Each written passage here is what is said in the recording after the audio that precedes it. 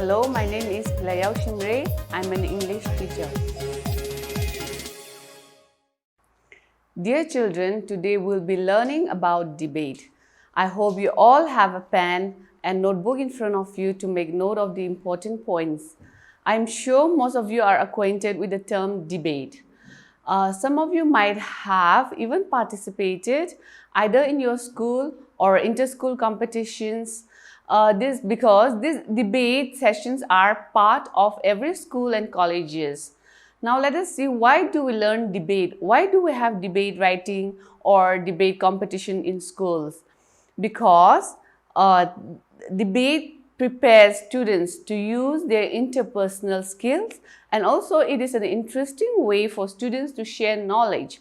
Generally, debate competitions are conducted at school and inter-school level. This is a great opportunity for students to show their talent. Debate, it develops excellent oral and written communication skills, and it also develops excellent critical thinking skills, and it enables the students to develop effective tools for research, organization, and presentation. Also, it develops strategies to overcome fears of public speaking. Now, let us learn about debate in detail, more in detail. What is debate? Debate is an argument about a stated proposition or an idea in a structured or formal setting in favor or in opposition of that idea. Actually, debate is all about presenting one's own views or thoughts or an argument about a proposition to prove the point in support of it or against it. It is not a quarrel or a fight, but rather it is an orderly discussion in a formal setting. A good debate must have arguments which are presented firmly, and it should be informative and persuasive. It must give information about your thoughts to the audience, as well as persuade others to believe in what you're saying. A good debate must have clarity of thoughts. It must not confuse the audience as to whether you are speaking for or against the motion. While writing a debate, it is necessary to pick for or against side of the topic and draft your debate based on the same. I would advise you to always select the site you personally want to support and have more materials or information or knowledge to write on. Now, let us learn how to write a debate. It is important to note that in every writing piece, it has a prescribed word limit. When it comes to writing debate during your exam, you have to be smart with your choice of words as well as the length. Within certain time and word limit, you have to try to impress the person checking it. So, for a debate write-up, word limit should be anywhere between 150 to 200 words. Okay, now there are certain rules for writing debate.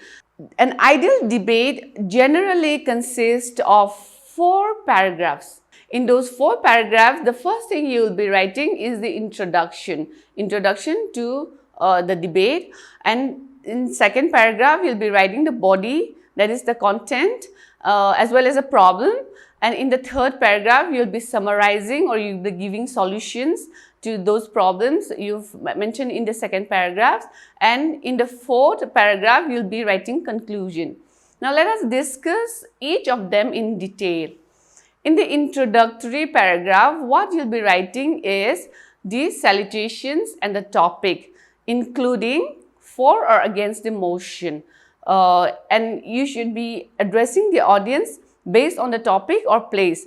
For example, let's say you are speaking in a competition or you're writing for a competition, then you would be addressing the esteemed judges. You can say phrases such as honorable or esteemed judges, honorable guests, my worthy opponents, ladies and gentlemen, phrases like that. But if it's in a school premise, if it's a school competition, you address the principal, your teachers, and your fellow students.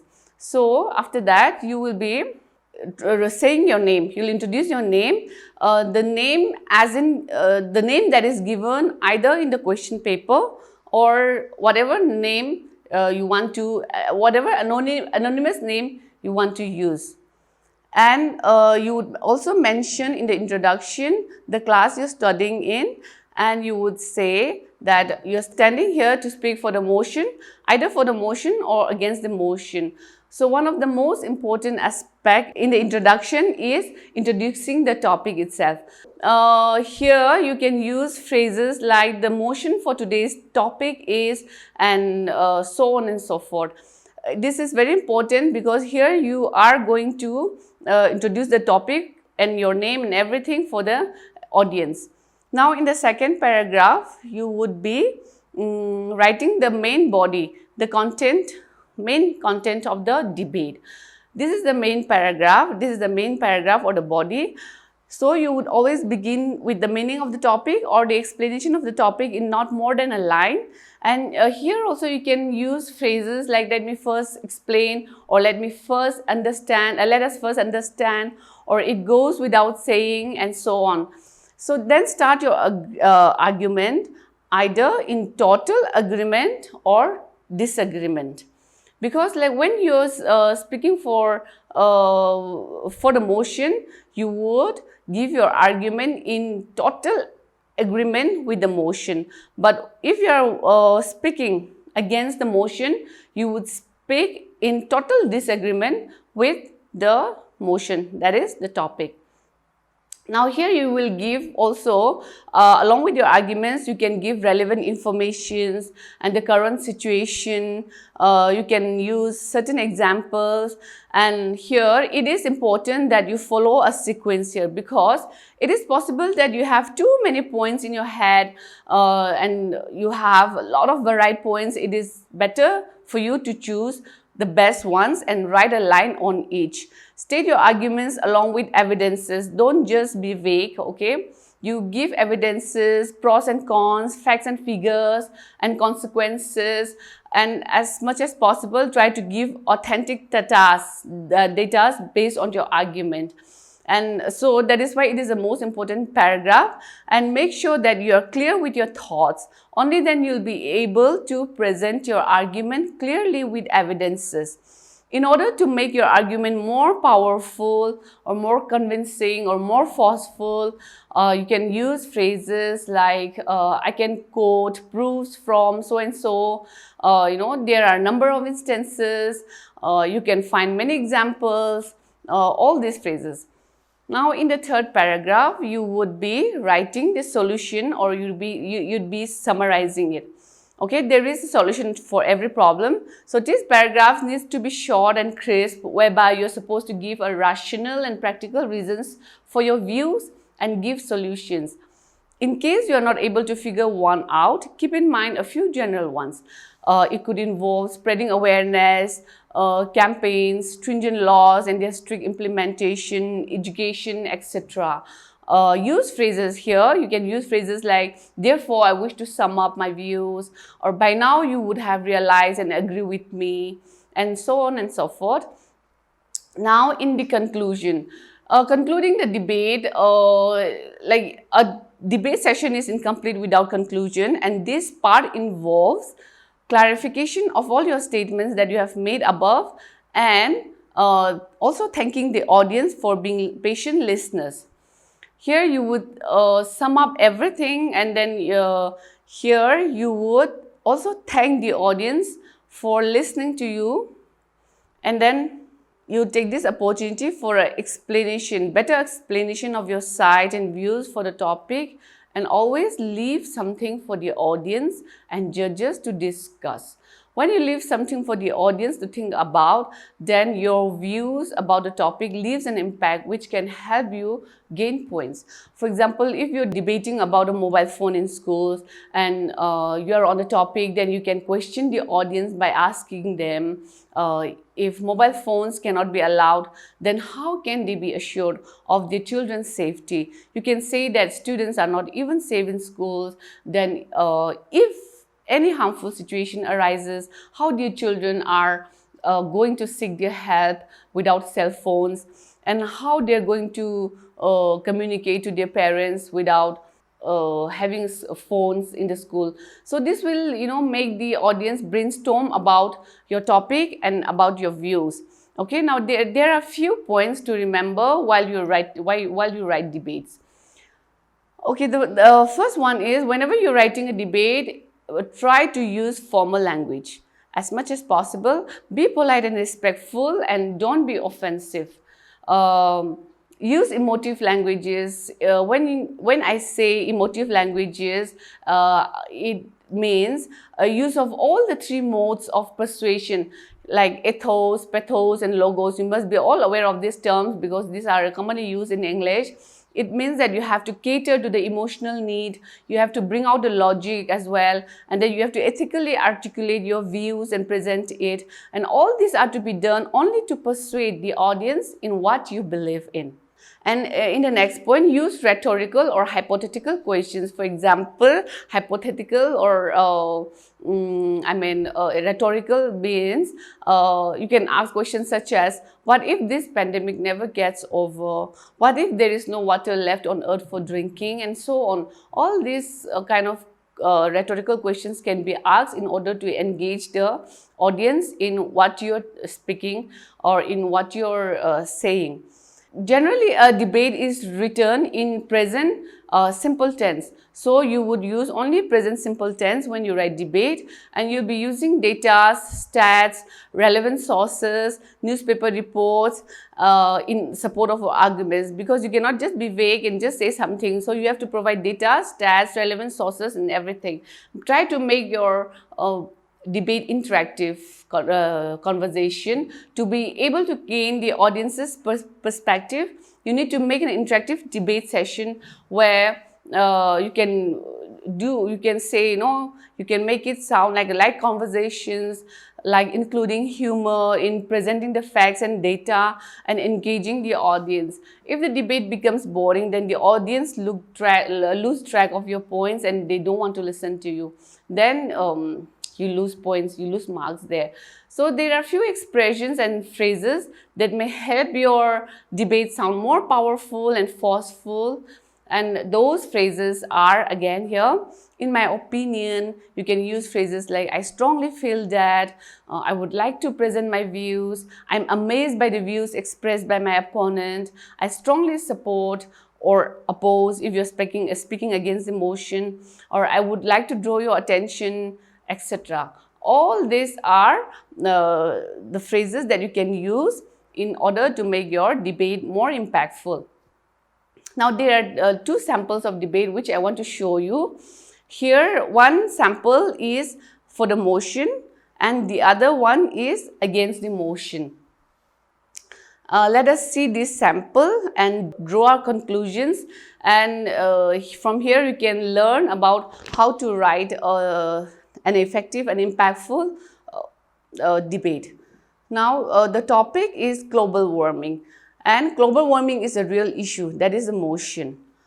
Now let us read this sample, and I want you to take note while I read out the sample. I want you to take note of all the aspects of a powerful debate. Okay. Now the sample goes like this. We have witnessed very hot summers and the weather is changing as well. Even many studies and researchers are of the view that global warming is a real concern. Scientists have used data from past many decades supported by the studies to put forward that global warming is slowly harming the Earth's ecology and natural balance. The level of the sea has risen alarmingly in many places, which is attributed to the melting of ice and glaciers. As per the most accurate and reliable study, the average sea level across the globe has risen by about 6.7 inches in the last 100 years. The average temperature of the Earth has also been rising continuously as has been regularly measured and monitored for about 150 years. So there goes the first and second paragraphs. Now in the third paragraph, The oceans are also getting hotter as the ever-increasing number of automobiles and industries are emitting heavy pollutants and greenhouse gases which are getting trapped in the atmosphere. This leads to an increase in the temperature of the atmosphere, and the heat from the atmosphere is absorbed by the oceans. All these data are available in the registered temperature records for the oceans. The massive glaciers are just melting away and getting smaller in size since the ozone gases that help in sustaining temperature are also falling. Therefore, the acid level in oceans has gone up, making the oceans more acidic. The reason is environmental pollution. This has led to the loss of marine life and disturbed marine ecology. Thank you. So that is your sample of the debate global warming is real. That is the sample for the motion. Okay. Now let us look at another debate which is being written against the topic, against the motion, refuting the claims made in the topic or in the motion. Now here the topic would be global warming is not real. Let us read the debate now. If we really trust scientists and their studies, then one branch of scientists insists that global warming is not a real issue, even though they use the same studies that maintain that global warming is real, but their style and methodology are different. Apart from this, they have conducted different studies of their own. And that is in the first paragraph. Now in the second paragraph here, their studies suggest that Earth's average temperature has been rather consistent since the mid-1990s and there is no noteworthy change in the temperature. The study started very late, hence there is no record or data on hand to support the notion of global warming.